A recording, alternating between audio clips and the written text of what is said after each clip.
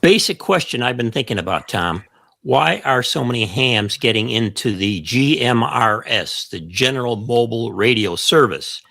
And I'm thinking about that especially because you sent me the link where I could see where the repeaters are that people have set up for GMRS, and there are 4 repeaters in my area, and I looked up every one of them is started and operated by a ham radio operator for GMRS. I'm Quinn K8QS. This is Ham Radio Perspectives. I'm Tom WA9 TDD, and Quinn, a quick overview of what GMRS is, the General Mobile Radio Service. A little bit of history.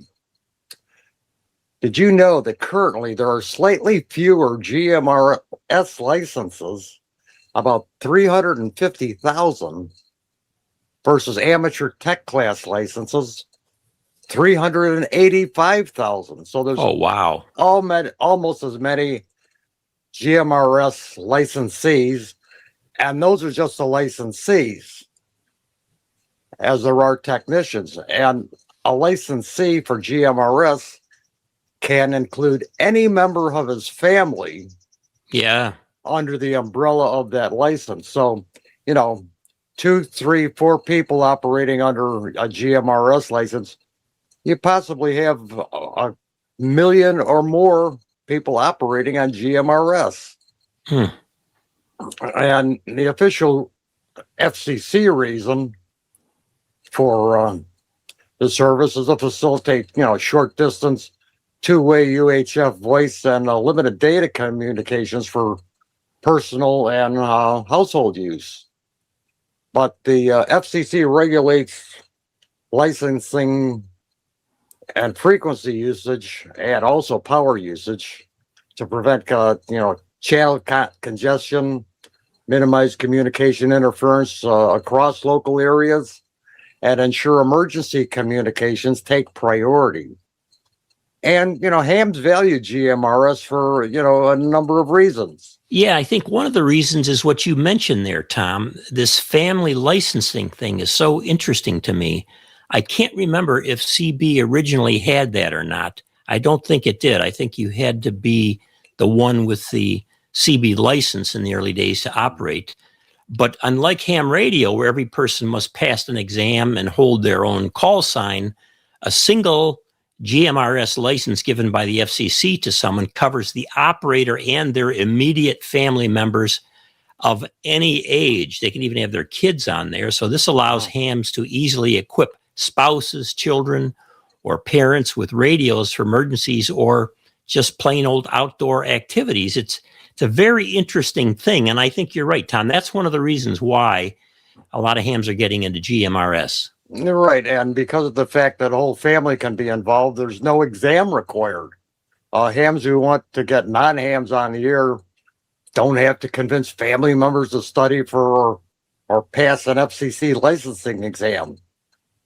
Yeah, so you send in your money. I did it a while back to get my license. What was it, $35 maybe? I can't remember. $35, yep. Yeah, and it's very simple. You fill out the form online, and then you get your call sign. I think another aspect of this, Tom, is the reliable local activity, because many hams seem to be using GMRS because the local repeater networks or simplex channels can be far more active for daily or localized communication than what seem to be the underutilized local amateur bands and repeaters. So let me ask you this. When you travel around with the GMRS in your car, do you hear more activity in different areas on GMRS than you do on the ham repeaters? More than likely, yes. I've also got all the GMRS frequencies for the repeaters programmed into my unit. And as I scan, I'm picking up far more GMRS activity than I am, 2 meter or 440 activity. It just seems to be spreading more and more and more. And the other thing about GMRS versus ham repeaters is even if you had your family licensed for a tech class license, say, and you're out camping or hiking or canoeing, whatever, you really don't want to clog up the local ham repeaters, with family personal business. So GMRS kind of fills that gap. And, there's this community vibe. There's a forum discussions, indicate a consensus that GMRS groups and repeater owners are often more welcoming, less formal, and less prone to on-air protocol drama. Drama. We get it.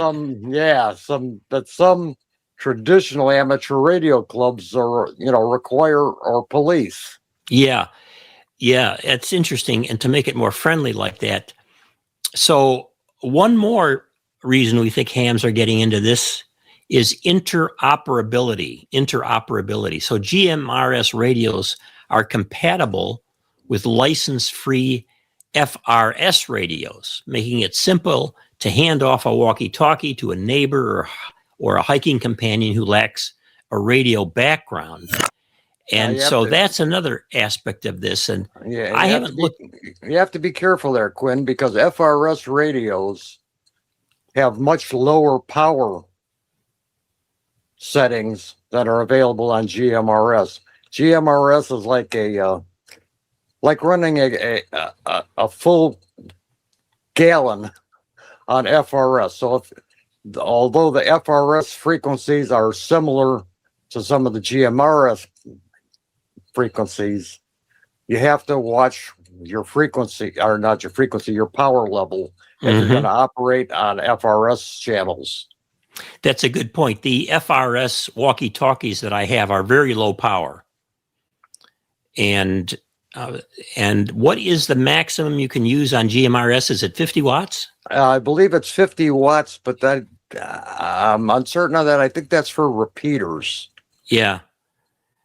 And I also noticed when I did a little bit of research on this, Tom, that you can buy a GMRS repeater pretty inexpensively and set up your own repeater and then have all of your family members using it. Right. So, well, okay. So GMRS, it's different than CB. It's a little different than the FRS, different than ham radio. But the fact of the matter is that a lot of hams have become the leaders in GMRS in terms of setting up repeaters and making things happen. And for all of the reasons we talked about, including the local reliability and the community vibe, which really intrigues me a lot. So this is Ham Radio Perspectives. Let us know if you have had experience with GMRS. What do you think about it? Are you using it as an alternative to ham radio, or maybe in addition to get your family on? We'd love to hear from you. Let us know how we're doing here. A thumbs up if you like the video. See some of our other videos, and do subscribe to the channel. Ham Radio Perspectives, I'm Quinn, K8QS. I'm Tom, WA9TDD. 7-3, everybody.